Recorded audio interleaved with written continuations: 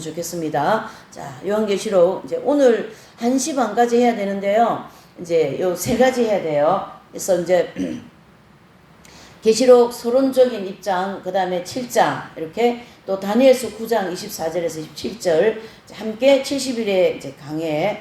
그 다음에 이제 계시록 1장까지 오늘 공부해야 됩니다. 그래서 이제 양이 좀 많아요. 그래서 쭉 나가는 그런 입장으로 해볼게요.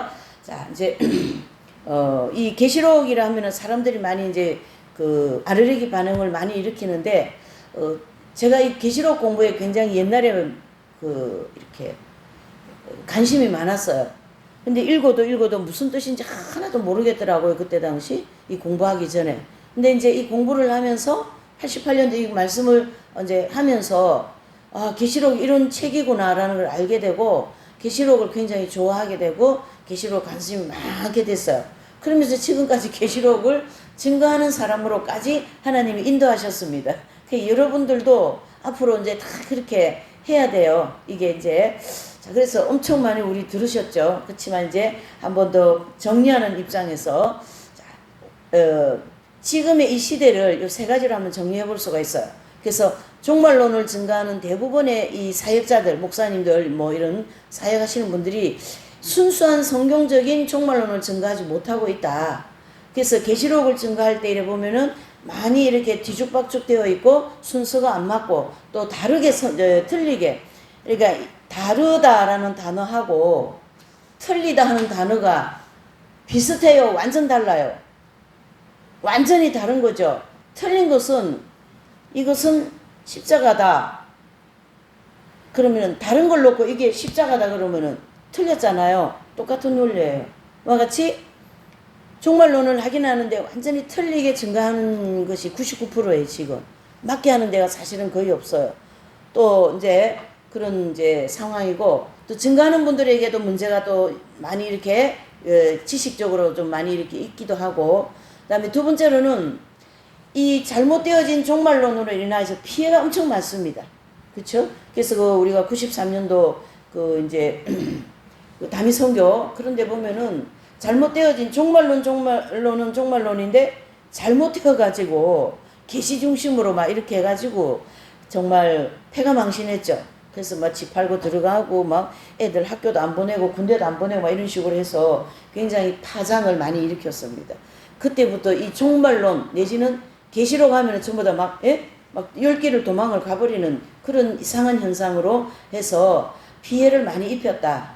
그러면서 들끓게 되는 게 이단 종파들이 더 많이 들끓게 됐어요. 그래서 막 신천지 이런 데서가 교회 막 들어와가지고 성도들을 많이 이제 이렇게 했죠. 그래서 이제 이런 큰 피해를 속출하게 되고, 세 번째로는 이 성경 전체가 66권인데 65권 내지는 66권째 결론적인 책이에요.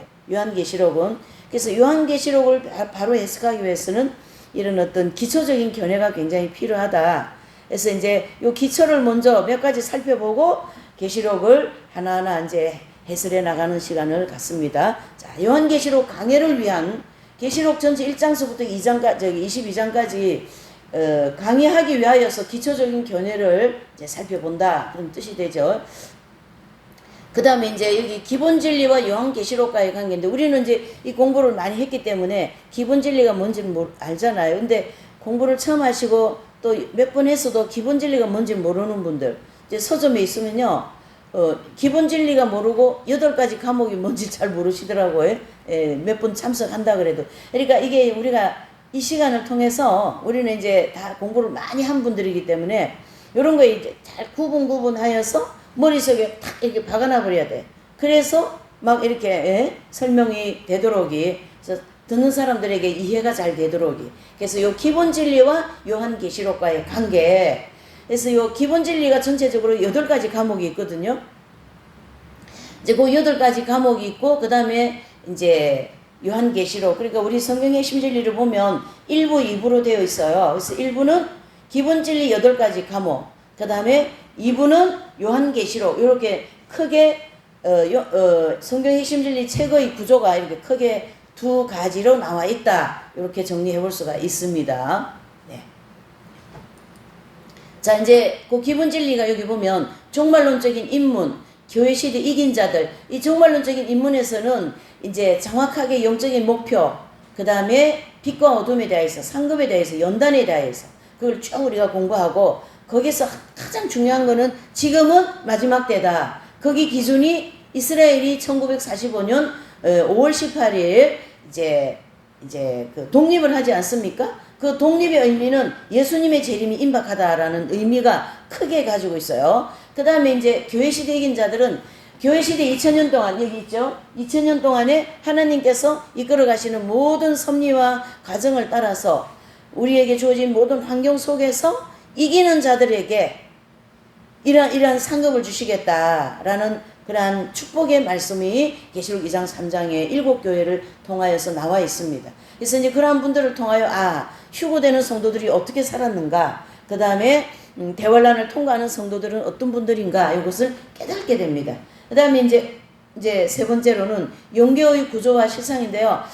계시록을 해석하는데 이 영계라는 이치에 내지는 지식이 없으면 절대 계시록은 해석이 되지 않습니다. 그래서 영계의 구조와 실상이 상당히 중요한 그런 어떤 이제 과목이고, 또 죄론, 죄는 인간이 얼마나 큰 죄를 가지고 있고 구원 불가능한가라는 걸 가르쳐주는 그러한 이제 지식을 우리에게 공급해주고, 그 인간으로서는 해결할 수 없는 죄를 이제 이 속죄 복음을 통하여 이제 그 예수님의 속죄 제사를 이제 알려주시는 거죠. 그래서 계시록에 그 보면 자기 옷을 빨고 흰옷 입는 진리가 나오거든요. 사대교회에.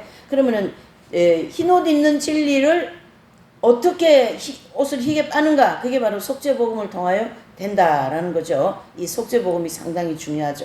그 다음에 성화된 성도들의 생애, 여기 이제 14만 4천 명이라는 숫자가 나와 있는데 우리 공부하고 있는 이 핵심 진리와 또 요한계시록 그 말씀은 요 14만 4천 명에 대하여서 정확하게 구분해 내는 그런 공부예요. 그렇기 때문에 강력하게 힘이 있다, 이래 보셔야 됩니다. 그래서 요 14만 4천 명은 교회 시대 동안 하나님 아버지께서 가장 아끼시고 가장 용서와 같고 예수님을 가장 많이 빼어 닮은 12제자나 사도 바울이나 이러한 성 프란시스코 성자와 같은 이러한 위대한 영성가들을 가르쳐서 성경에는 계시록에서 14만 4천 명이다. 숫자를 딱 얘기해 놓고 있어요. 이거는 하나님의 섭리이기 때문에 그 숫자 얘기한다고 또 막 뭐라고 자기 나름대로 얘기하면 그건 자기 감정입니다. 그 다음에 영적 성장론은, 여러분 이 영적 성장론은요, 우리가 영적으로 성장을 해야 돼요. 아멘.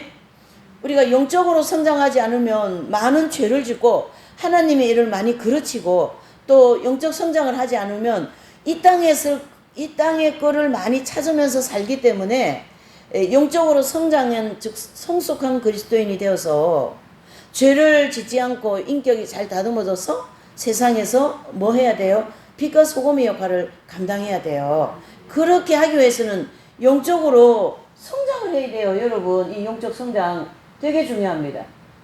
여기 커스가 이제 보니까 hin데 오는구나. 왔다.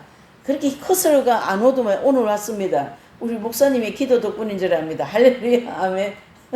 예. 자, 그 다음에 이제 이 영적 성장론 되게 중요합니다. 예. 영적 성장론. 저기 되니 또 얘기는 안 되네.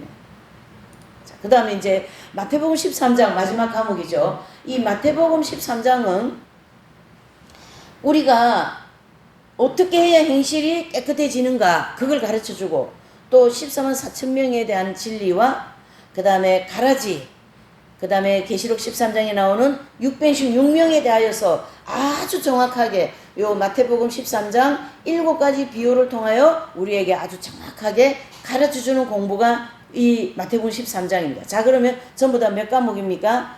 8과목이잖아요. 요 8과목은 뭐냐면 열쇠다, 이렇게 생각하시면 돼요. 열쇠. 그 다음에 이 열쇠를 가지고 요한계시록을 이제 풀어나가는 거예요. 할렐루야. 이 열쇠를 가지고 자못에 잠겨있는 거를 착착착 풀어나가는 그런 이제 역할을 한다라는 거죠. 그래서 이 요한계시록은 이 마지막 때를 사는 우리 성도들에게 빨간 글씨만 한번 읽어보십시다. 시작. 지혜, 위로, 소망, 용기를 주시는 하나님의 계시다. 희망이 없고 막 암울하고 깜깜한 그러한 책이 아니에요. 보면 되게 무섭잖아요. 막 전쟁이 나고 막 하늘에서 막 그런 막 하나님의 진노가 떨어지고 그러니까 무서운데 그게 무서운 게 아니라 하나님이 죄에 대한 심판이거든요. 그러니까 우리는 이게 희망이에요. 여러분 특히 지금 같은 세상에 죄에 대해서 진절머리 나지 않습니까? 거짓에 대해서 진절머리 나지 않습니까? 머리가 진절머리 날 정도요. 왜 그러냐면 너무 죄가 난무하고 거의 거짓말로 살아가요. 거의 거짓으로 살아가요. 지금 이 시대가. 그렇죠? 그러니까 어때요? 희망이 없습니다. 맞습니까? 그러나 이 요한계시록을 공부하면 이렇게 지혜도 생기고 위로도 생기고 소망도 생기고 용기가 주어져서 이 세상을, 이 죄악 세상을 열심히 힘차게 살아갈 수 있다. 그 목적으로 우리에게 이 계시록 공부를 하게 하신다. 이래 볼 수가 있습니다. 그 다음에 이제 우리 성도들이 영적 성장을 위하여서 뭐 해야 됩니까?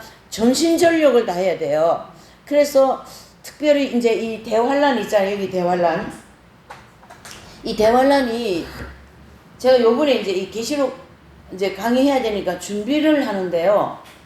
계시록 강의를 준비를 하는데 제 마음에 이렇게 오는 게 뭐냐 하면 너무나도 예수님 오실 때가 임박하다. 어머 어떡해 큰일 났어요. 주님 오실 때가 너무 임박하다. 우리가 생각하는 것보다 더 가까워요 와져 있어요. 그만큼 뭡니까? 이 요한계시록은 굉장히 대환란이 가까웠다라는 걸 우리가 알아야 돼요. 여기가 가까웠다는 얘기죠. 그러면 휴거 때가 가까웠다라는 거잖아요.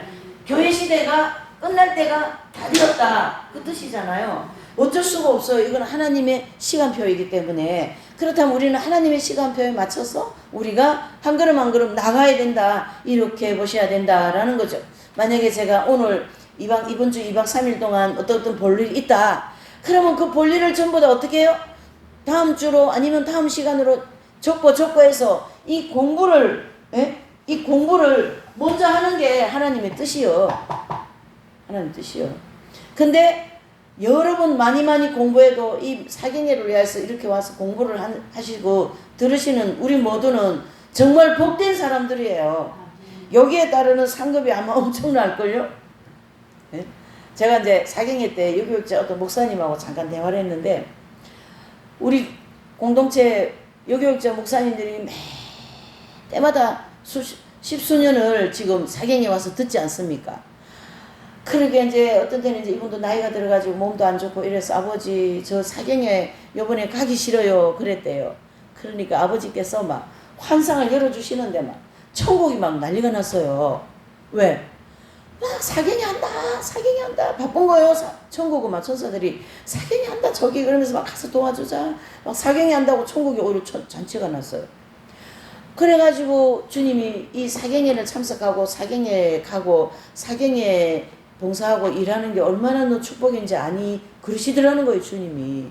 그러니까 목사님이 놀래가지고 화들짝 해가지고 사경회를 쫓아온 거예요. 그래가 계속 들은 거예요 그 주간에도. 그러니까 막 듣는데 막 하나님이 은혜를 막 내리시고 막 졸리지를 않더라는 거예요. 은혜를 막 내리셔가지고 너무 졸려가지고 듣는 게 너무 힘들었어. 아버지 이번에는 못 가겠어요. 그러니까 그렇게 막 은혜를 막 환상을 보여주시더라니. 그러니까 뭐 여기 와 사람이 앉든 안 앉든 관계없이 이 사경회를 치르는 거에 대해서 굉장히 하나님이 기뻐하신다. 아멘. 제가 그게 하나님이 뜻이거든요.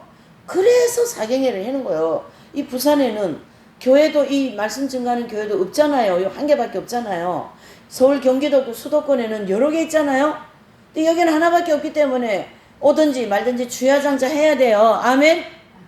그런 숨은 뜻이 있는 겁니다. 할렐루야. 그래 돼 있어요 지금. 자 이렇게 해서 이제 이 계시록은 마지막 때에 대환란을 통과시키는 그러한 승리의 비결이 이 안에 있다. 이렇게 이제 보셔야 됩니다. 그다음에 이제 이 계시록은 이제 우리가 10가지 그 10대 제목이라 그래요. 그러니까 이제 10대 제목에 대하여 있고 또 10가지 대제목이 있고 그 다음에 그 안에 소제목이 이렇게 있어요. 그러니까 이 10가지 제목이 나와 있는데 이 10가지의 제목이 굉장히 중요합니다. 제목만 잘 외워놓고 제목만 잘 이해를 하고 있으면 아 다음에는 무슨 사건, 다음에는 무슨 말씀, 요게 착착착착 뭐예요? 고리를 물면서 연결이 되게 돼 있어요. 아, 이 말씀이 끝나고 나면 뭐가 나와야 된다?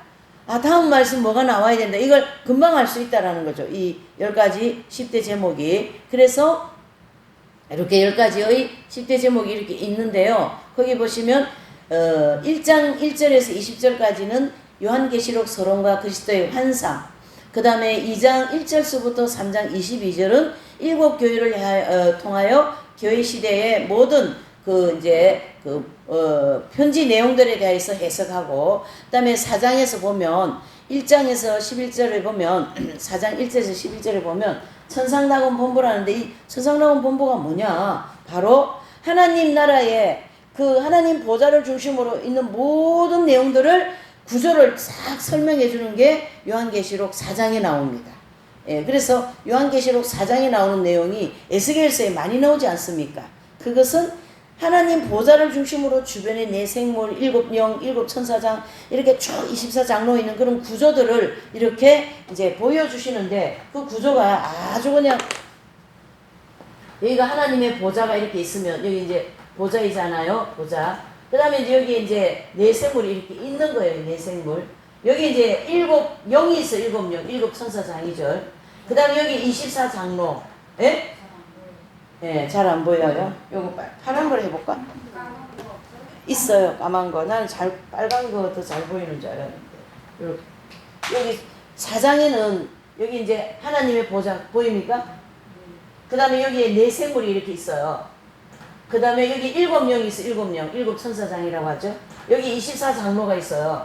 그리고 여기에 나머지 모든 14만 4천 명에서 이렇게 피라미드 형태로 됐다는 얘기예요. 삼천천이. 할렐루야? 예. 그래서 무슨 말을 하고 싶냐면 요 하나님이 천상낙원 본부를 중심으로 요 구조를 보여주시는 거예요. 하나님 보좌를 중심으로. 그러니까 굉장히 이 천상낙원 본부의 내용이 중요하다 이렇게 보셔야 되는 거죠. 이 삼천천입니다. 여기가 삼천천국. 예, 그래서 이 이제 계시록 4장에서는 그 내용에 대해서 아주 1절에서부터 11절까지 쭉 나온다. 여기 이제 보입니까? 이제 까만색은 까만 거 잘 보입니까? 까만색 잘 보여요? 예. 자, 그다음에 이제 어서 오세요 우리 선교사님. 더운데 수고 많으십니다. 예. 자, 그다음에 이제 여기 보시면 다섯 번째. 자, 다섯 번째 8절에서 계시록 8장 7절서부터 12장 17절까지는 뭐냐면 전3년 반 환란과 보충 계신데 여기 보세요. 전3년 반 환란과 보충 계시면 요 7년 대환란 중에 3년 반 여기에 대한 내용이 나온 거예요. 계시록 8장 7절서부터 11장까지. 그 다음에 12장은 뭡니까? 보충 계시로서 여기에서 일어난 내용들을 다시 한번 재정립을 해주시는 거예요. 하나님께서 여기서 일어나는 일을. 자, 우리 오늘 요번 계시록 사경에는 대사경에는 많은 사람들 속에 막 좀 집중력이 떨어지면 여기서 요거 확실하게 머릿속에 새겨버려. 도장 찍듯이 찍어버려. 그래서 이 말씀 넣으면 다음은 무슨 말씀이 온다라는 게 머릿속에 축축축축 꿰지게끔 그렇게 우리 공부 한번 해보자고요. 자, 그러면 시간이 많이 걸리는데 큰일 났어요. 제가 하는 스타일은 시간이 좀 많이 걸려요. 막 이제 세부적으로 해버려가지고. 자, 그래서 근데 여섯 번째로는 계시록 20장 1절서부터 10절에 보면 천년왕국에 대하여서. 자, 천년왕국이 어디입니까? 그 책 아니고 저기 저 두꺼운 책이 있어요, 목사님. 저 두꺼운 책. 여기에 대하여서. 야, 잘 보세요. 이 천년왕국이 요한계시록 몇 장 몇 절요? 20장 1절서부터 10절까지. 20장 몇 절요? 1절서부터 10절까지. 자, 그 다음에 벽보자 심판대. 계시록 20장 11절부터 15절까지. 지금 신학교 공부하는 분들은 요거 막 외웠을 거예요. 예, 그 다음에 신천지 21장부터 1절부터 22장 5절까지. 요 신천지는 새 신자를 썼어요. 한문으로 보면 여러분. 새 신자. 전도사님 저기 안에 보면 두꺼운 계시록 책, 목사님 가지고 계신 그거 맞아요. 거기 두꺼운 계시록 책 좀 드리실래요? 거기 보면 이래 있어요. 그 제일 뒤에 있는 책이죠. 그 다음에 이제 계시록 22장 6절서부터 21절까지 내용 마지막 경고 이렇게 10대 기적 제목이 나와 있다 이렇게 볼 수 있습니다. 자, 요한계시록은 요 이제 PPT를 잘 보세요. 여기 다 정리가 잘 되어 있습니다. 자, 요한계시록은 1장 1절서부터 22장 21절까지 하나님의 요 파란 글씨 한번 읽어보실까요? 질서, 그 다음에 시간적인 순서와 지혜가 완벽한 책이 무슨 책이라고요? 요한계시록 책이다. 그 다음에 계시록의 이 목차를 보면 하나님께서 그 시대마다 순서적으로 기록해놨습니다. 이 시대를 순서적으로 기록해놨다. 그 다음에 계시록의 구조는 그 시대의 순서대로 진행되는 무슨 계시요? 요 파란 부분은 중심계시와 보충계시로 이루어져 있다. 이렇게 볼 수가 있습니다. 자, 요거 한 가지 우리가 짚고 넘어가야 될 게 뭐냐 하면 잘 보세요. 계시록 그냥 요 PPT만 보세요. 성경 핵심 진리의 계시록에만 요 중심 계시와 보충 계시로 구분해 주고 있어요. 다른데 요한계시록은 중심 계시와 보충 계시를 전혀 구분하지 못하고 해석하고 있습니다. 아멘. 다른데 계시록을 한번 들어보면 중심 계시라는 말을 절대 하지 않아요. 그게 구분이 되어져 있지 않기 때문에 그렇다. 이렇게 보셔야 되는 겁니다. 그러면은 그것이 구분져야만이 되는 것은 잘 보세요. 계시록 12장은 전사년간에 일어났던 일을 다시 한번 복습시켜주는 일이기 때문에 없어도 진행은 되고 있어요. 할렐루야. 그래서 계시록을 가지고 자꾸 이런 사건 저런 사건에 그 접목하면 맞아요 틀려요? 틀린 거예요. 무슨 말이냐? 계시록 12장을 중심으로 13장 넘어가도록 준비를 시킨다. 이렇게 보셔야 된다라는 거죠. 아멘. 자, 그 다음에 이제 조금 집중하면 좋습니다. 이제 그 다음에 이제 세 번째로는 요한계시록에 나오는 숫자가 있는데 계시록 해석하는데 가장 걸림돌 되는 게 바로 뭐냐면은 숫자예요. 숫자. 할렐루야. 숫자. 이 숫자를 가지고 계속 상징 숫자다 무슨 숫자다 하기 때문에 계시록이 잘못 해석되는데요. 빨간 글씨 뭡니까? 실제적인 숫자다. 그래서 이 모든 성경 해석하는 분들이 실제 숫자를 접목을 하지 못하고 상징 숫자로 하기 때문에 혼란스러운 종말론이 된다. 맞습니까? 아멘. 그 다음에 숫자에 대한 잘못되어진 견해들은 14만 4천 명, 그 다음에 12, 12, 또 7, 7명이잖아요. 여기요. 7명. 이 7명. 예? 7명이거든요. 이 7명은 천사 장들이에요. 그런데 자꾸 거기다가 성령이다 이렇게 접목하면 아주 곤란한 그런 해석이 되기 때문에 또 계시록이 잘못 해석되어져 간다 이래 볼 수가 있습니다. 그래서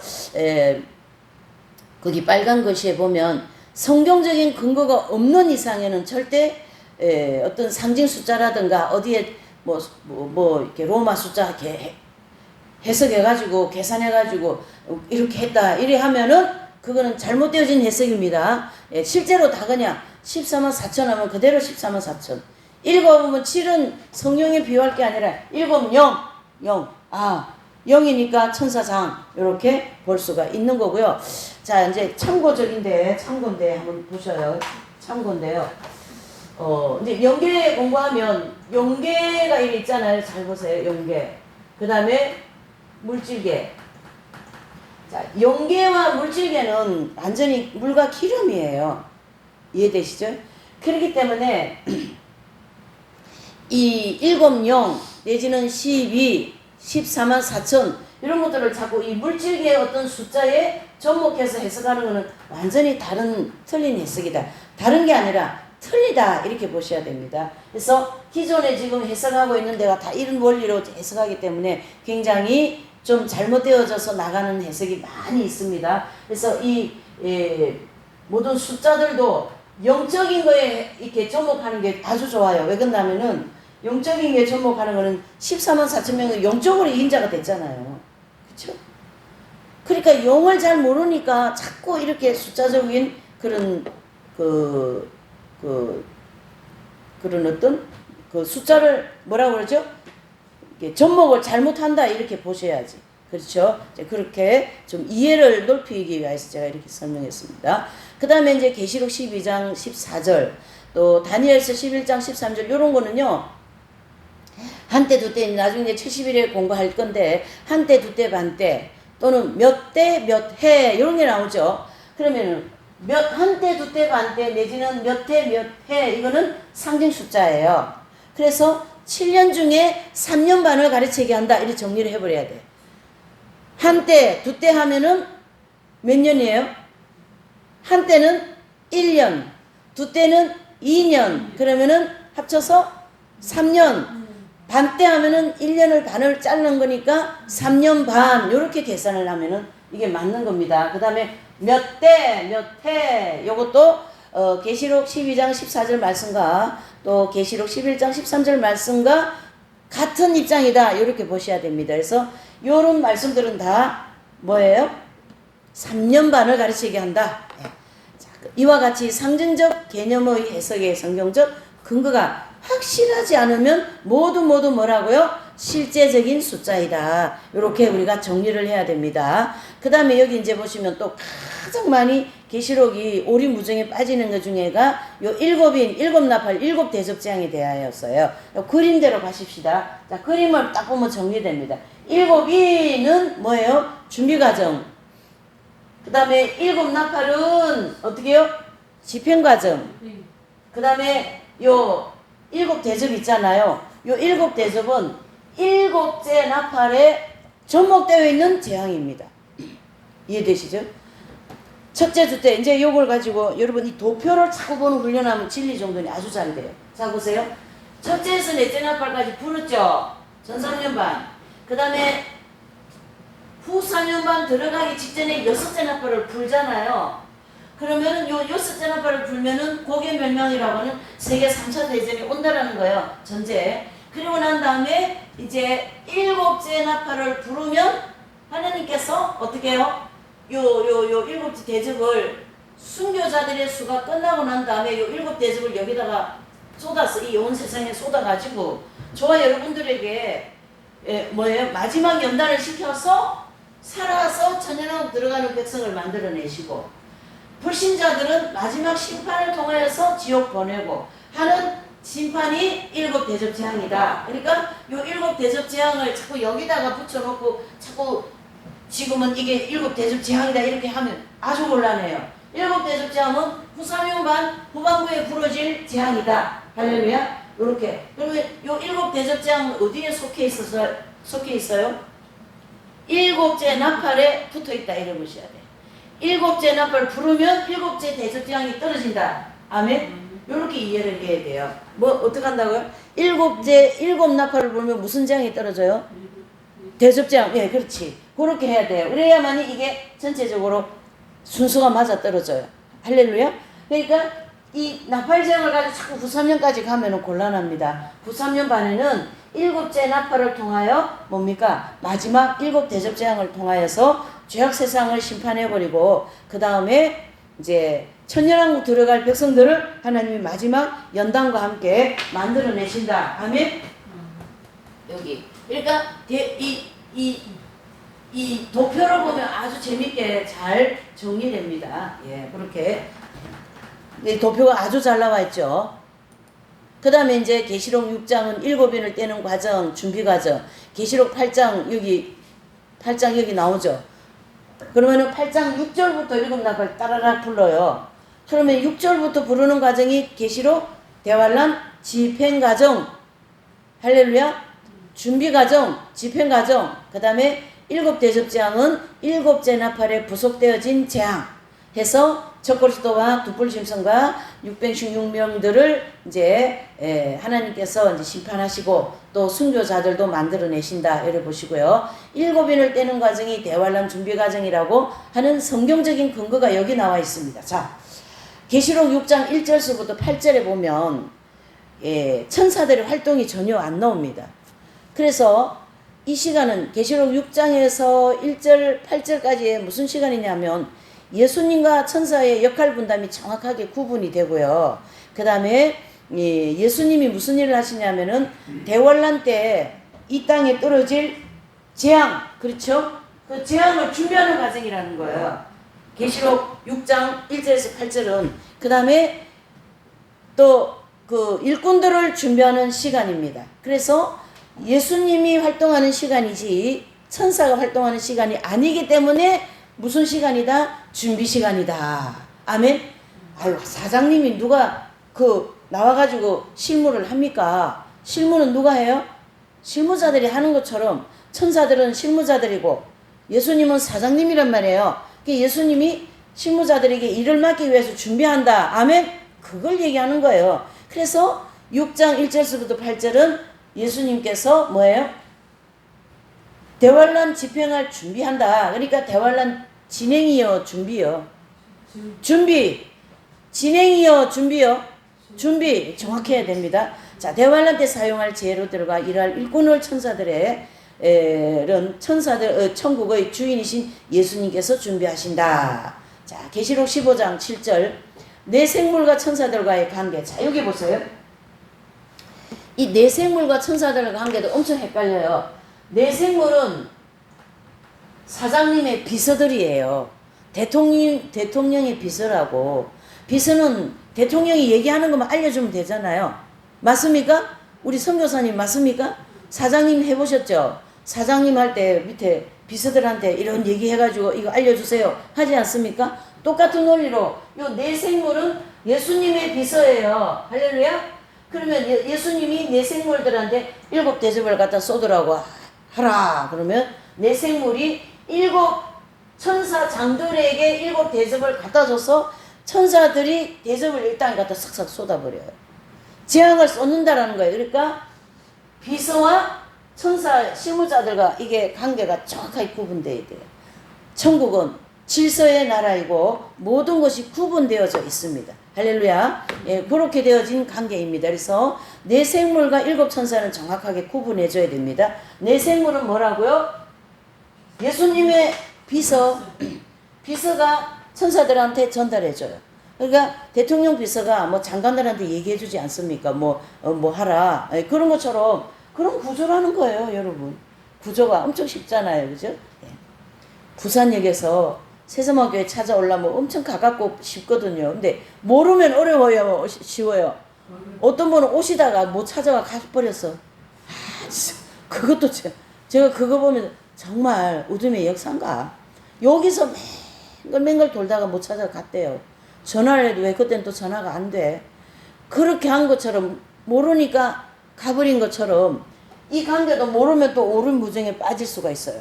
자, 내 생물은 뭐라고요? 비서. 7 영은 실무자. 네, 실무자. 이렇게 우리가 정리를 합시다. 그 다음에 내 생물은 내 생물의 하나가 하나님의 진노를 가득히 담은 금대접 7을 7 천사들에게 넘겨줘 대접 재앙을 준비하는 모습이다. 자, 계시록 16장에 내 생물이 준비해준 7 대접 재앙을 집행하는 모습은 누가요? 천사들이 이 땅에 갖다 붙습니다. 그 다음에 계시록 8장 3절 5절에 보면 이 7년 대환란은 무엇으로 이루어지는 겁니까? 기도 응답으로 이루어지는 겁니다. 기도가 이만큼 중요한 거예요. 그래서 그 기도의 내용은 2가지로 볼 수가 있어요. 세상에 이 모든 여러분 죄 지겹습니까? 안 지겹습니까? 죄가 지겨워요? 안 지겨워요? 저는 죄가 지겨워요. 사람이 지겨워요. 이제는 너무나도 힘들어요. 사람들이 살아가기가 너무 힘들어요. 이 세상은 지금 때가 임박하기 때문에 너무나도 어렵습니다. 세상 살아가기가. 그러는데 하나님께서 이 의인들의 기도를 2가지, 이 의인들이 드리는 기도는 2가지거든요. 이 세상에 있는 모든 죄와 불행을 모두 제거해 주시옵소서. 그 다음에 이 세상 의와 행복으로 충만하게 해달라는 2가지의 기도 응답으로 7년 대환란이 진행되고 그 다음에 천년왕국을 응답해 주십니다. 할렐루야. 천년왕국 오면 안 좋겠어요, 여러분? 천연왕국 오면요, 이런 거짓도 없고 죄도 없고요, 평안한 가운데서 우리가 정말 천국을 지상에서 누리는 그런 삶을 살게 합니다. 또 이단들은 지금 여기가 천연왕국이라고 그러네. 여호와 증인은 참나. 아니 지금 이 천연왕국이면은 사자골에 손 넣어버리면 사자밥 되면은 어떡하라는 거예요. 말 안 되지. 또 사람들은 또 그 말을 믿고 거기 쫄래쫄래 가가 앉아있네. 여호와 증인에. 그러니까 귀가 있어야만이 제대로 들리는 거예요. 할렐루야. 네, 이렇게 되어 있습니다. 계시록이라는 거 이렇게 큰 축복의 책이다라는 걸 우리에게 가르쳐주고 있어요. 해서 우리 성도들의 기도, 이긴 자들의 기도가 상달되는 때는 대환란 시작되기 직전이다. 기도 응답이 다 차고 나면 휴거 사건이 지나갑니다. 자, 휴거 해보세요. 휴거. 그리고 난 다음에 7년 대환란이 시작되는 거예요. 그러니까 이 의인들의 기도를 통하여 하나님은 인류를 운행하십니다. 아멘. 예. 그 마할리시 그분 얘기 좀 하는데 시간이 없어서 못하겠어요. 지금 한 400살 정도 됐을 겁니다. 그런 분들이 아직 이 땅에 살아있어요. 저기 가면. 그래가지고 이제 그런 분들의 기도로 의인의 기도거든요. 그 의인의 기도를 통하여서 이제 이 세상을 정화도 시키고 응답도 하시는데 그 응답이 바로 7년 대환란과 천연왕국이다. 이래 보시면 됩니다. 자, 요 기도가 응답되었을 때 이루어지는 일은 계시록 8장 4절 5절까지는 기도가 상달됩니다. 그 다음에 기도가 응답되는 것은 몇 장 몇 절요? 요거는 확실하게 외워놔야 돼요. 기도가 상달되는 것은 8장 7절. 8장 7절은 뭘까요? 대환란 시작이라는 거예요. 시작 뭐라고요? 진행 이렇게 보시면 됩니다. 대환란 그럼 지금 아직까지 기도 응답이 됐다 안 됐다? 안 됐다. 환란이 안 왔으니까 됐습니다. 그러므로 일곱 나팔 부는 과정은 대환란 집행 과정이다. 자, 또 이 성경의 심진리에서 공부하는 이 계시록의 특징이 또 뭐냐면 모형적 진리와 관계가 아주 깊습니다. 모형적인 진리는 이스라엘 백성들의 500년의 역사를 중심으로 그 발달 과정을 접목하여서 이제 우리 개인의 영적 성장도 또 인류 역사를 운영하시는 것도 다 이 모형적인 진리를 중심으로 하나님은 운영을 하십니다. 여기 이제 표가 이렇게 나와 있는데요. 예, 표를 한번 이제 보시면 저쪽은 보면 무슨 역사예요? 이스라엘 백성들의 역사. 여기는 7년 대환란인데 요대로 대환란이 진행됩니다. 그래서 성장 도표에 보면은 요 이스라엘 백성들 요 모형적 진리가 세 번째 연단에 해당되거든요. 요 7년 대환란은 세 번째 연단에 해당이 돼요. 그렇기 때문에 7년 대환란이 극심하다, 약하다? 극심한 거지. 여러분 7년 대환란, 여러분 3차 세 번째 연단이 얼마나 엄청난 건지 아십니까? 그만큼 7년 대환란은 극심하다 이런 뜻입니다. 그래서 이 순서대로 다 이렇게 대환란이 진행될 것이다 라는 모형적인 진리를 볼 수가 있습니다. 그래서 계시록 7장 다니엘서 9장 24절 27절 말씀을 우리가 이제 먼저 해석하는 이유는 잘 보세요. 이 7장은 어디에 나오는 계시예요? 7년 대환란에 대한 계시인데 그 또한 7장도 무슨 계시? 보충 계시라는 거예요. 보충 계시라고 하는 7장을 딱 공부하고 나면 교회 시대 동안 하나님이 성도들을 어떻게 뭘 만들어내시는가를 정확하게 알 수 있다라는 거죠. 그리고 이 다니엘서 9장 24절 27절을 공부하면 저기 도표를 보세요. 위에 보면 7일에 62일에 한일에 저기 파란색 있죠. 저 부분을 공부하는 거예요. 아멘? 예. 그러니까 다니엘서 9장 24, 27절의 말씀은 어디에 공부하냐면 요 70일에 대해서 공부한다는 얘기예요. 그 흰 부분 이런 거는 아무 관계 없어요. 예, 이 파란 부분을 놓고 얘기하는 거예요. 이제 그것을 70일에는 하나님께서 인류의 종말에 대한 시간표를 정확하게 가르쳐 주셨어요. 누구에게? 다니엘에게. 그것을 공부하는 내용이 9장 27절, 24절, 27절의 내용이다. 이렇게 볼 수가 있습니다. 자, 그러면 이제 계시록 7장을 그 교재 있죠. 계시록 7장을 이제 한번 펴보세요. 계시록 7장. 네, 계시록 7장.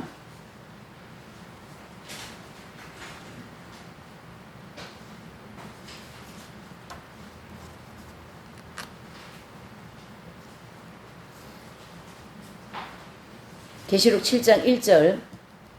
교재가 페이지가 저하고 다르기 때문에 쭉 저기 조금 가셔가지고 계시록 1장 2장 쭉 가셔서 7장을 펴놓으셔요. 자, 책을 중심과 이 PPT 중심으로 나가야 됩니다. 자, 그 다음에 이제 거기 보시면 자, 여기 보시면 이제 큰 환란을 면제받은 몇 명이요? 14만 4천 명과 또 통과하는 성도들 이랬어요. 자, 이 7장은 성도들을 크게 두 분류로 나누고 있습니다. 그렇죠? 그래서 7장은 성도들을 크게 두 분류로 나누는데 아주 중요합니다. 요 부분이 정리가 돼버리면 다 휴고된다, 나도 휴고된다, 너도 휴고된다, 우후죽신 휴고론이 통하지가 않는 거예요. 맞죠? 그러니까 7장 1절에서 8절까지는 큰 환란을 면제받는 입맞은 종 14만 4천 명. 그 다음에 9절에서 17절까지는 대환란을 통과하는 셀 수 없는 큰 무리. 이렇게 두 분류의 성도들을 가르쳐주고 있는 것이 계시록 7장 말씀이다. 그래서 여기 이제 이게 도표가 이렇게 나와 있죠. 교회 시대 동안. 그래서 요 입맞은 종들은 14만 4천 명을 가르치게 한다. 교회 시대 이긴 자들이다. 다양한 이름이 붙여질 수가 있습니다. 자, 7장 1절부터 8절 큰 환란을 면제받는다. 면제는 뭘 면제받는다는 뜻이에요? 대환란을 면제받는다 이런 뜻이에요. 그러니까 뭐 질문하고 시험 출제하면 출제자의 원하는 답이 있어. 그래서 제가 이 질문하는 건 제가 원하는 답이 있는데 그 답을 정확하게 알고 있어야만이 진리가 정돈된다. 이런 입장이거든요. 그러니까 면제받는 성도가 누구냐? 그렇죠. 14만 4천 명, 입맞은 종들 이렇게 다양하게 우리가 생각을 할 수 있다. 이런 뜻입니다. 자, 7장 1절 시작. 이일 후에 내가 내 천사가 땅 내 모퉁이에 선 것을 보니 땅의 사방의 바람을 붙잡아 바람으로 하여금 땅이나 바다이나 각종 나무에 불지 못하게 하더라. 아멘. 자, 2일 후에라는 것은 6장의 계시를 받은 내용과 전혀 다른 계시를 받고 있다. 그래서 다른 계시를 받은 거에 대하여서 2일 후에 이런 단어를 여러 번 쓰고 있습니다. 계시록을 읽어보면. 자, 거기 보시면 이 이제 내 천사는 뭐냐 하면 계시록 9장 14절 15절에 나오는 유브라데 강에 묶여있는 내 천사가 아니다라는 건데요. 그러면 이렇게 보시면 됩니다. 계시록 1장 7장 1절 천사는 정리를 하고 넘어갑시다. 계시록 1장 1절 말씀의 천사는 7년 대환란 동안 불게 될 바람을 붙잡고 있는 내 천사이고, 그 다음에 계시록 9장 14절 15절 이 유브라데 강에 묶여있는 내 천사는 언제 불 천사들이에요? 3차 전쟁, 즉 전쟁을 치를 때 이 바람을, 이 천사가 바람을 샥 넣어버리면 전쟁이 샥 이루어지는 그러한 바람을 붙잡고 있는 천사이기 때문에 지금 7장 1절의 천사는 어디 천사예요? 7년 대환란 동안 불게 될 바람을 붙잡고 있는 천사들. 아멘. 그래서 온 땅, 즉 세상에 불게 될 바람을 불지 못하게 붙잡고 있는 천사들을 가르치게 한다. 땅 내 모퉁이에 선 것은 내 천사가 온 세상 전체를 담당하고 있다라는 뜻이고요. 땅의 사방의 바람은 대환란 전체적으로 다 지구 전체도 어디 한 군데, 우리 목사님 요번에 뭐 아프리카 선교 갔다 오셨는데 거기도 대환란 바람 불 겁니다. 앞으로 거기는 뭐 너무 고통스러우니까 바람이 안 분다. 기여 아니요? 아니죠. 거기도 뭐 분다? 이 7년 대환란 바람이 분다. 그러니까 무슨 말이요? 온 세상에 불 바람이다. 할렐루야. 온 세상에 불 바람이다. 이렇게 정리를 하셔야 됩니다. 또 누가복음 21장 35절에 보면은요, 온 지구상이 임할 환란이다. 이런 단어를 쓰고 있어요. 누가복음 몇 장 몇 절요? 누가복음 21장 25절. 25절에는 온 세상이라는 말을 쓰고 있다. 이렇게 같이 접목해서 정리를 해볼 수가 있습니다. 그래서 7년 대환란이다. 이렇게 보면 됩니다. 자, 계시록 7장 1절의 바람은 마지막 때 불게 될 7년 대환란을 가르치게 합니다. 그 다음에 이제 이 세상에 나타난 모든 환란은 국지적인 환란이지만 계시록 3장 10절에 말하는 장차 온 세상에 임한 땅에 거하는 자들을 시험한다라는 것은 7년 대환란 때 우리를 시험하는 그런 바람입니다. 그래서 이 바람을 전쟁으로만 해석하면 안 됩니다. 이 바람은 모든 환란의 총 어떻게 해요? 한마디로 대명사로 바람 이렇게 얘기했거든요. 그래서 스가랴서 6장 1절에 5절에 보면 네 가지의 바람이 이렇게 모델로 딱딱 나옵니다. 그래서 홍마바람, 백마바람, 흑마바람, 청흑마바람. 여기 한번 앞에 글자 말고 홍마하면 여러분들은 뒤에 거 읽어보십시오. 홍마 변하는 바람, 백마 흑마 청흑마. 예, 요렇게 전체에 불게 될 모든, 그리고 이제 청흑마는요 사망으로 심판한다 그랬죠. 나중에 대환란 때 되면 여러분 잘 들어보세요. 이름도 성도 모르는 바람이 저기 병이 엄청나게 많이 올 겁니다. 그럼 이름도 성도 모르는 그런 병으로 해서 엄청나게 사람들이 많이 죽는 그러한 환란이다 이렇게 보시면 됩니다. 지금 어디 아프면 병원 가가지고 뭐합니까? 저기 막 이제 검사하면은 무슨 다 나오잖아요. 그때는요 검사할 시간도 없어요. 그냥 이상한 병들이 많이 생겨요. 이름도 성도 모르는 병이라 했지 않습니까? 자, 그 다음에 2절 3절 시작. 또 봄에 다른 천사가 살아계신 하나님의 인을 가지고 해 두는 데로부터 올라와서 땅과 바다를 해롭게 할 권세를 얻은 네 천사를 향하여 큰 소리로 외쳐 가로되 우리가 우리 하나님의 종들의 이마에 인치기까지 땅이나 바다나 나무나 해하지 말라 하더라. 아멘. 아주 중요하죠. 하나님의 종들에게 인을 치는 그런 시간까지는 바람을 놓지 말라. 인 치는 시간이 언제입니까? 교회 시대. 인이 다 끝나는 시간은 휴거. 그 다음에 인 맞은 일들이 없으니까 7년 대환란. 이렇게 해서 이 도표를 중심으로 정리를 해볼 수가 있습니다. 여기 이제 보시면 다른 천사라는 의미는 인치는 천사를 얘기합니다. 거기 본문에 나오죠. 다른 천사. 다른 천사는 뭡니까? 인치는 천사인데 저기 하나님 아버지가 보시니까 저기 이탈리아의 어느 아시시의 프랜시스 성장을 보니까 다 익어버리는 거예요. 다 익어버렸어요. 어머, 다 익었어요. 그러니까 하나님께서 예수님이 천사에게 이렇게 얘기하는 거예요. 빨리 가서 저 프랜시스 성자에게 어떻게 해요? 인을 쳐라 이렇게 된 거예요. 그래서 한 사람이 익은 열매가 되어버린 거예요. 그러니까 이유는 뭐예요? 사장님이 이 서류에 대해서는 다시 수정할 거 없다고 완벽한 서류이기 때문에 도장을 딱 찍어주지 않습니까? 그와 같이 이 프랜시스코 성자는 하나님 보시기에 완전히 그리스도의 인격으로 닮았기 때문에 어떻게 해요? 거기다가 인을 탁 쳐주니까 이긴 자가 딱 돼버린 거예요. 이긴 자가. 할렐루야. 이렇게 하나님은 인맞은 종들을 만들어내신다. 그 인을 가르치게 해요. 자, 이 인은 어디서 할까요? 영계에서 치는 거예요. 저 신천지 과천에서 치는 게 아니고, 예? 그걸 또 어떻게 그게 믿어지는지 모르겠어요.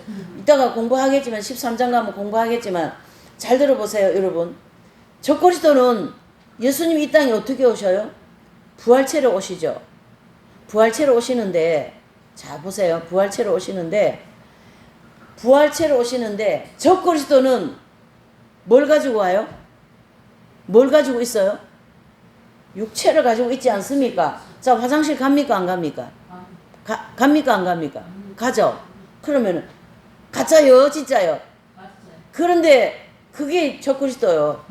근데 사람들은 화장실 가는 사람을 보고 메시아다 이러고 거짓된 걸 쫓아간다 이런 뜻입니다. 그러니까 진짜 예수님은 부활체로 오기 때문에 백마군대를 이끌고 부활체로 오기 때문에 뭡니까? 화장실 안 가는 거요. 그렇게 구분하라 이런 뜻입니다. 아멘?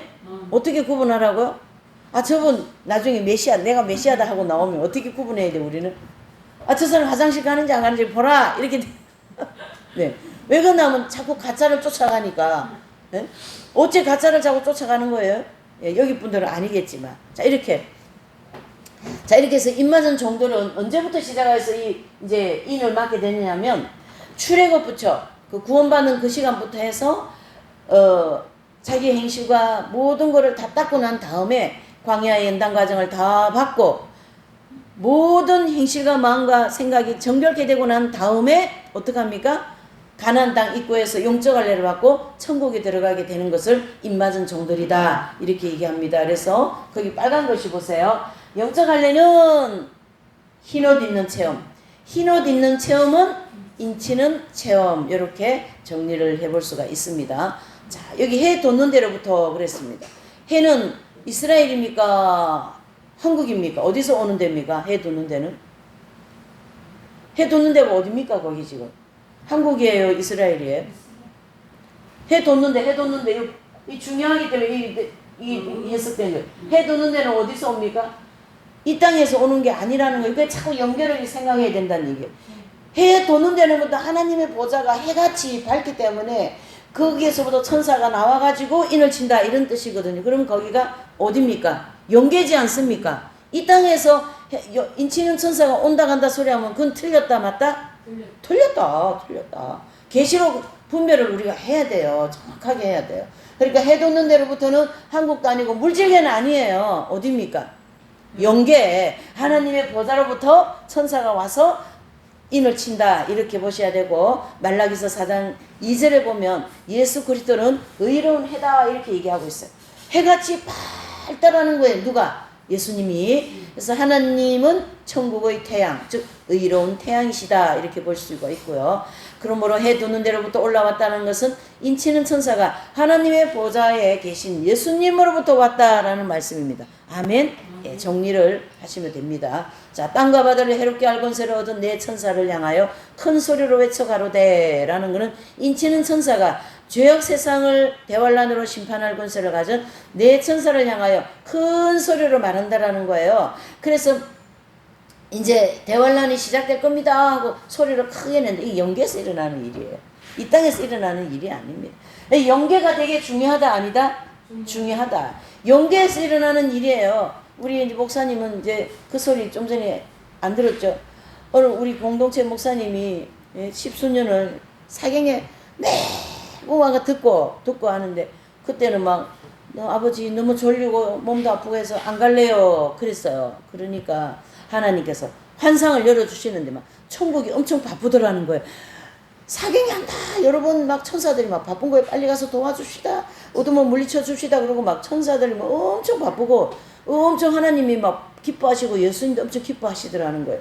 그거를 보고는 이 목사님이 막 월레벌떡 아이고 해가지고 사경회를 참석해 그렇게 은혜를 내려주시더라는 거예요. 그러니까 우리가 이 사경회에 참석해서 공부하는 것은 엄청 하나님이 기뻐하신다. 아멘. 이렇게 보실 수가 있습니다. 그것도 어디서 기뻐하신다? 영계에서. 이런 거는 다 손으로 잡는 거니까 물질계잖아요. 여기는 뭐 기뻐할 게 어디 있어요 지금? 없죠. 근데 어디서 기뻐하세요? 영계에서 하나님이, 예? 우리 목사님 기도하니까 엄청 기뻐하신다며요. 이 사경에 하는 거. 그러니 시간을 할애해서 여기 오시는 게 얼마나 감사합니까? 아멘? 네. 이런 소리 자꾸 하면 시간 가서 큰일 났어요. 오늘 제가 양을 다 해야 되는데. 자, 4절 시작. 너희의 수를 들으니 이스라엘 자손의 각 지파중 입맞은 자들이 14만 4천이니. 자, 교회 시대 입맞은 자는 하나님이 몇 명으로 예정해 놓으셨어요? 14만 4천 명으로 예정해 놨는데 자꾸 이스라엘 백성들의 구원이다, 뭐 상징의 숫자다 이렇게 하면 아주 곤란합니다. 비슷한 것도 아니고 완전 틀린 해석이에요. 뭐예요? 입맞은 숫자, 하나님이 입맞은 종들은 14만 4천 명으로 하나님이 예정해 놓으셨기 때문에 그걸 자꾸 왜곡하면 안 된다. 이렇게 보시면 됩니다. 자, 14만 4천 명은 큰 환란은 면제. 면제는 뭐 된다는 뜻이에요? 면제. 대환란 안 들어간다는 뜻은 무슨 뜻이에요? 휴거된다. 휴거성도. 이래서 뭐가 연결이 돼야 돼요? 일부 휴거론이 나와야지. 할렐루야? 예, 진리가 이렇게 계속 연결되면은 졸릴 시간도 없어요. 바빠요, 지금 정리하기가. 뭐예요? 면제시켜주면 뭐 된다? 휴거. 휴거 되면은 뭐예요? 대환란이다. 이렇게 되어서 다음에 따라오는 신학적인 지식 뭡니까? 일부 휴거론이 맞다. 아멘? 이렇게 되는 일부 휴거론이에요. 절대 전체 휴거론이 아닙니다, 여러분. 예. 이스라엘 각 지파 중에 이것은 육적 할례가 아니고 영적 할례 받은 뭐예요? 성도들 중에 14만 4천 명 입맞은 종들이고, 마태복음 19장 28절에 보면 이스라엘의 12지파는 영적 이스라엘의 12지파입니다. 그래서 이 14만 4천 명을 천국 백성의 전체의 상징 숫자, 이것은 성경적인 근거가 있다 없다? 없다. 그래서 대환란 때 유대인들 중에 이삭 죽기, 또 전도자들이 14만 4천 명이라는 해석도 성경적인 근거가 없다라는 거예요. 자, 이 14만 4천 명은 전체 교회를 대표하는 하나님의 귀한 종들입니다. 그래서 밝은 빛 가운데 철저하게 영적 생활을 그렇게 하셨던 분들이고, 뭐가 가장 많은 분들이에요?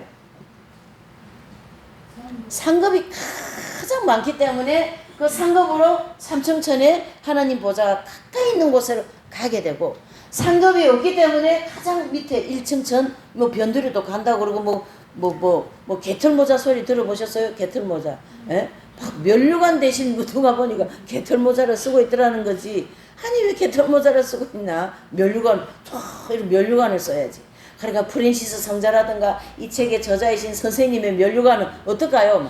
어이구 우리가 쳐다도 못 보는 거예요. 너무나도 아름다워서. 그게 다 뭡니까? 상급으로 주시는 거예요. 상급으로. 아멘?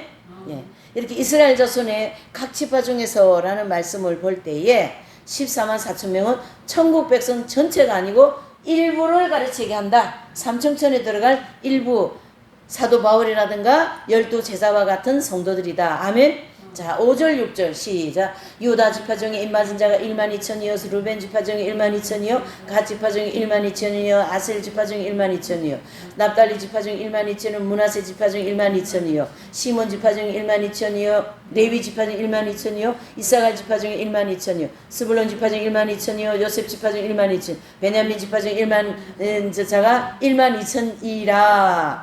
이스라엘의 각 지파 중에 12,000명으로 해서 12지파에 나온 뭐예요? 입맞은 종들이 곱하기 12 하니까 몇 명? 14만 4천 명 이렇게 돼요. 그래서 이스라엘 백성들의 12지파로 구분한 것은 천국 백성이 몇 명이 몇 지파예요? 12지파이기 때문에 12지파로 쫙 구분하셔가지고 이렇게 하나님이 모형적으로 보여주시는데, 마태복음 19장 28절에 보면은요, 천국은 12지파이고 각 지파에 누구의 이름이 있습니까? 12사도들의 베드로 지파장, 사도 요한 지파장, 안드레 지파장, 요렇게 이름이 기록되어 있다. 아멘. 요렇게 보면 되는 거죠.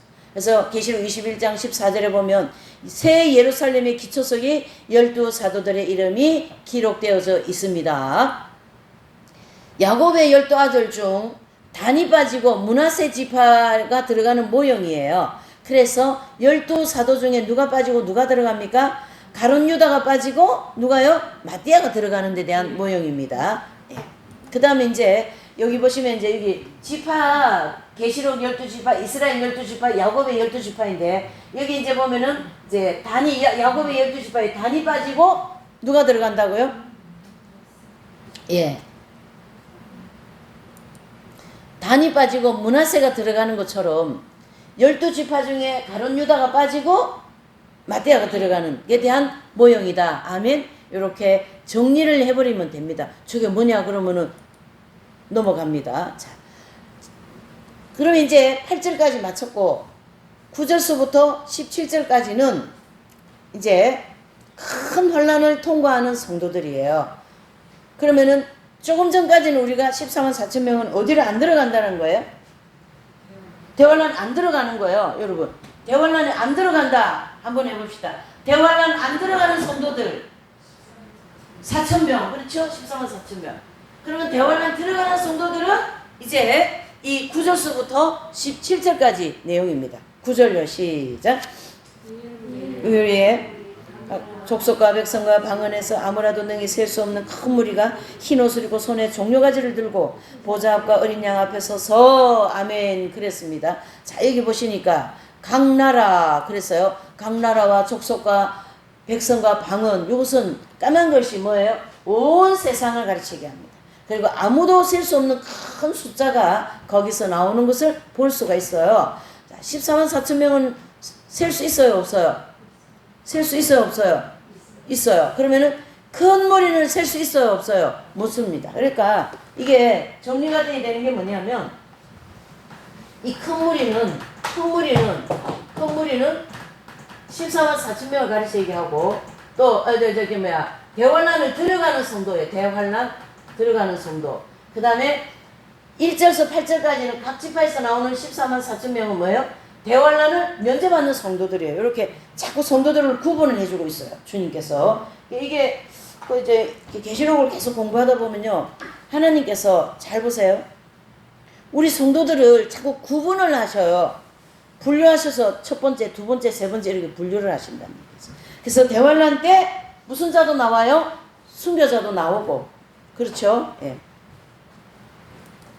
자, 흰옷을 입었다라는 것은 큰 환란을 통과하면서 자기 옷, 즉 자기의 행실을 정결케 한 후에 영적 할례, 흰옷을 입고 천국에 들어간다라는 거예요. 천국은요, 우리가 나중에 흰옷 입는 공부를 하겠지만 여러분 잘 보세요. 천국은 절대 뭐 입지 않으면 못 들어갑니까? 예, 흰옷 안 입으면 이런 거 입으면 못 들어가는 거예요. 소라색도 안 돼. 하얀색도 안 돼. 그럼 이 흰옷은 영적인 거요? 육적인 거요? 영적인 거예요, 여러분. 영적으로 흰옷을 입어야 된다는데 막 기도원에 가면은 지금은 그런 기도원이 없어요. 에? 막 하얀 드레스를 입고 말이죠. 여기서부터 저까지 왔다 갔다 하는 거예요. 왜요? 흰옷 입어야 천국 간다고. 그러니까 하얀 양복을 입고 나와가지고 제가 한번 갈면서 기도로 갔는데 어느 목사님 얘기하면 여러분이 아는 목사님이기 때문에 이름은 얘기 안 할게요. 목사님이 하얀 양복을 입으시고 하얀 백구도를 신으시고 빨간 장미를 들고서리 설교를 하시더라고. 흰옷을 입어야 천국 간다 이거지. 예? 여러분 참 재미지 않습니까? 그래가지고 맞아. 목사님 너무 잘하시네. 그래가 제가 너무 재밌어가지고 웃었어. 흰 구두로 다 신고 있잖아요, 목사님. 이렇게 하얀 양복을 입고 딱 서가지고 막 이렇게 흰옷 입었습니까? 아니에요. 이 흰옷은 거룩하다고. 너 이제 거룩해졌다고 입혀주는 흰옷이에요. 그러니까 영적인 옷이요, 육적인 옷이요. 영적인 옷이에요. 영적인 옷이에요. 행실이 깨끗하게 되고 죄를 아무리 지을 수 있는 환경이 돼도 죄 짓지 않는 환경이 되었을 때 하나님이 뭘 입혀주세요? 흰옷을 입혀준다. 아멘.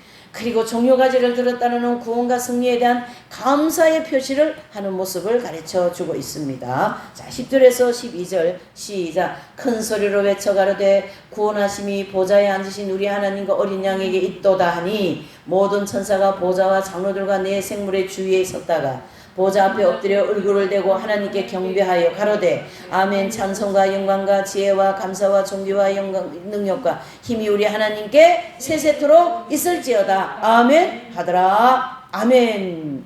큰 환난을 통과하는 성도들이 막 구원받은 성도들이 어린 양과 하나님께 막 찬송하고 어떻게 해요? 천사들한테 화답을 하는 거예요.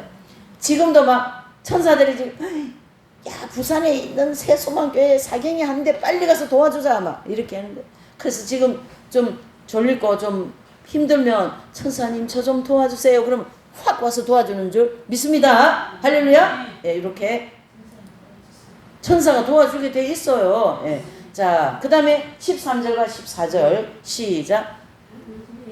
장로 중에 하나가 응답하여 내게 이르되 흰옷 입은 자들이 누구며 또 어디서 왔느냐. 내가 가로되 내 주여 당신이 알리다니. 그가 나더러 이르되 이는 큰 환난에서 나오는 자들인데 어린 양의 피에 그 옷을 씻어 희게 하였다. 아멘. 자, 이제 계시록 이제 오후 시간에는 우리 곽영원 목사님이 막 힘차게 2장 3장을 하면서 흰옷이 뭐다 외치고 막 이렇게 얘기할 거거든요. 지금은 그 얘기할 시간이 없으니까. 자, 어린 양의 피에 자기 행실을 씻었다는 얘기에 불친절하게 얘기하고 불퉁명하게 표정 짓고 막 너 잘났어 내 잘났어 막 이런 거 많이 하는 행실들 있잖아요. 그거 다 닦아야 천국 가거든요.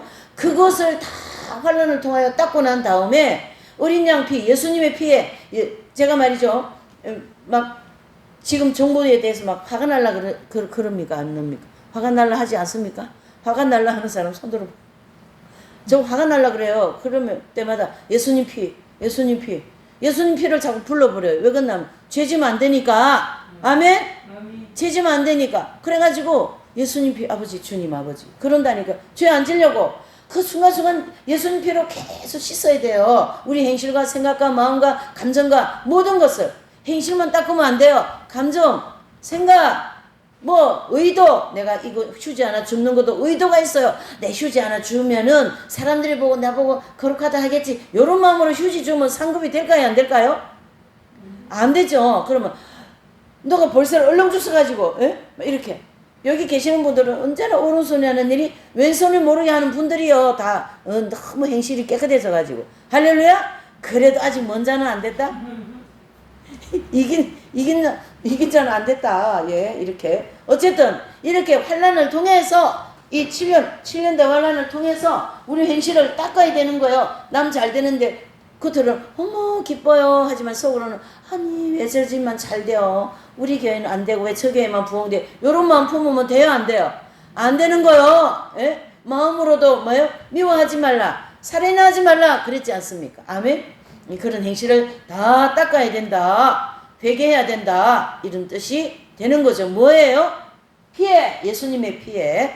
예수님 피. 자, 24장로 중 한 분이 질문했어요. 흰옷 입은 자들이 누구며 어디서 왔는가 하니까 그 사도 요한이 가르쳐 달라고 하니까 그 장로님의 답이 이제 큰 환난을 통과하면서 어린 양을 피해 그 옷을 즉 자기 행실을 빨아서 정결케 되어진 성도들입니다. 이렇게 답을 했다라는 뜻입니다. 15절에서 17절 시작. 그러므로 그들이 하나님의 보좌 앞에 있고 또 그의 성전에서 밤낮 하나님을 섬기매 보좌에 앉으신 이가 그를 위해 장막을 치시리니 저희가 다시 줄이지도 아니하며 목마르지도 아니하고 해나 아무 뜨거운 기운에 상하지 아니할지니 이는 보좌 가운데 계신 어린 양이 저희 목자가 되사 생명수 샘으로 인도하시고 하나님께서 저희 눈에서 모든 눈물을 씻어 주실 것임이니라. 아멘. 큰 환난을 통과하는 성도들이여 하나님의 보좌가 있는 천국 즉 성전에서 영원토록 하나님만 경배하면서 누리게 되는 천국 백성들을 가르치게 합니다. 자, 성전은 하나님을 예배하는 장소가 되겠죠. 경배 예배. 또 이 성도들은 큰 환난을 통과하면서 자기 옷을 깨끗하게 빨아. 여러분 계시록을 계속 주도 면밀하게 읽어보세요. 계속 성도를 정결케 하는 데 초점이 있습니다. 할렐루야? 성도를 어떻게 한다? 정결케 하는데 여러분 우리가 정결케 돼야 되는 거예요. 여러분 네? 그 성인들의 생애를 한번 보십시오. 자신을 정결케 하려고 얼마나 피나는 노력을 합니까? 그러면 또 율법주의라 그러네. 무슨 율법주의요? 율법이 얼마나 행실이 깨끗한데 율법대로만 살아라 그래요. 율법대로도 살지 못하면서 그러니까 모세의 율법이 아닌 복음 예수님의 율법이 더 강력한 거예요. 그리고 예수님의 율법은요, 잘 보세요. 마음으로 친구를 미워하면 뭐 했다? 살인했다. 마음으로 음욕을 품으면 뭐 했다? 간음했다. 마음으로만 죄를 품어도 죄를 지은 걸로 지적하시는 그리스도의 율법이 더 강력하다. 근데 그게 해결이 되는 것은 바로 예수님의 십자가에 피가 있기 때문에 된다. 아멘. 된다. 우리 선교사님 됩니다. 아멘. 되는 거요. 되는 거요. 이게 공부하기 싫은 거 아버지 피로 씻어 주십시오. 아멘. 됩니다. 됩니다. 듣기만 하면 은혜가 펑펑 넘치는 거 아니겠어요? 예? 제가 막 일생에 한이 되는 거요. 와서 이 공부들 좀 하지. 어찌 한이 되는 거요. 그거는 제 생각이지. 하나님의 뜻은 또 따로 다 있는 거죠. 이렇게 해서 영원한 장막은 천년왕국이 아니고 계시록 21장 3절 말씀처럼 신천신지 이거 가지고 또 막 여기 신천지를 아니 글씨 좀 잡고 한문 공부 요거만이라도 좀 하고 오시라고. 컴퓨터 치면 데데데데 나온다고. 뭡니까? 새로운 신자, 새로운 나라가 세워진다 이런 뜻이에요. 그러니까 이 신천지는 물질계에 세워져요, 영계에 세워져요? 영계에 세워지니까 신천지가 기여 아니요? 아니지요. 그렇게 분별하면 돼요. 적그리스도와 진짜 예수님은 뭘로 분별하면 된다? 화장실 간다 안 간다고 분별하면 된다. 그 다음에 또 신천지는 이 땅에 있는 이만희 그쪽에 신천지인지 아니면은 진짜 신천지는 어디요? 영계 있잖아요. 천국 새로운 나라 새로운 신자를 써가지고 하늘 천자를 써 신천지 이렇게 된 거예요. 할렐루야. 주여 아버지. 그래서 이곳은 뭐가 없습니까? 까만 걸 한번 읽어보실까요? 시작. 행복으로 충만한 세계. 그러므로 대환란을 통과할 때처럼 배고픔, 목마름, 태양열에 상하는 것 같은 재앙을 다시는 어떻게 한다요? 당하지 않습니다. 아멘. 우리가 여기에 가기 위해서 오늘도 이 고생을 하고 있는 거 이 더운데 아멘. KTX 타고 오고 말이죠. 예. KTX 타고 우리 또 강사님이 내려오고 있죠. 또 우리 박희지 목사님도 충성지파 내려오시죠. 뭐 그냥 다 오시라 그래요. 다 상급이 되는 거요. 무슨 이 공부를 내가 뭐 몰라서 내려오겠습니까? 하나님이 기뻐하시는 일이니까 우리가 동참한다. 아멘? 그거예요. 여러분들이 하나님이 준비해 놓으신 모든 축복 다 받으시기를 바랍니다. 아멘. 네. 이렇게 해서 큰 환난을 통과하는 중에 선한 목자이신 어린 양 예수님이 우리를 인도하실 겁니다. 천국에서 영원토록 선한 목자가 되시어 생명수를 마시면서 살 수 있도록 하신다는 얘기예요. 거기는 눈물이 있을까요? 없을까요? 눈물도 없이요. 눈물이 왜 있어요? 거기 눈물 없습니다. 기쁨이 있습니다. 충만합니다. 아멘. 자, 이렇게 해서 이제 이 계시록 7장을 통하여서 하나님께서 교회 시대 동안 입맞은 종 14만 4천 명을 만들고 인을 받지 않고 배월 안에 들어가는 성도들을 어떻게 해요? 익은 열매를 만들어서 흰 옷 입혀서 천국 데려가시겠다 이런 것을 가르쳐주는 7장을 이제 공부했습니다. 이제 이 시간에는